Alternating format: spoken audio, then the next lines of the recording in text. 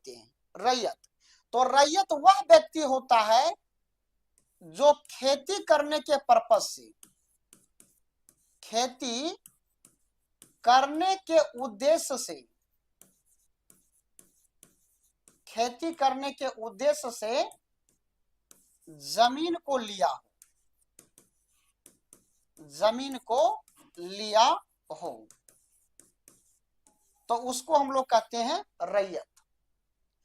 कि जब कोई भी व्यक्ति, जो कोई भी व्यक्ति हो सकता है, जैसे हम भी हो सकते हैं, आप भी हो सकते हैं, या बैठे स्टूडेंट भी हो सकते हैं, कोई भी हो सकता है वो, लेकिन यदि उसका पर्पस क्या उस जमीन को लेने का, खेती करना, यानी सिर्फ खेती करने के पर्पस से यदि वह व्यक्ति वह जमीन को धारण करता है, तो उस व्यक्ति को हम लोग कहते हैं क्या है, रैयत कहते हैं। ध्यान रखिए, यहां वर्ड मैं जोड़ देता हूं, सिर्फ, सिर्फ खेती करने के उद्देश्य से अगर किसी व्यक्ति कोई जमीन को धारण करता हो, ध्यान रखिए, सिर्फ खेती करने के पर्पस से अगर जमीन को वह धारण करता हो, तो उस व्यक्ति को कहा जाता है रैयत।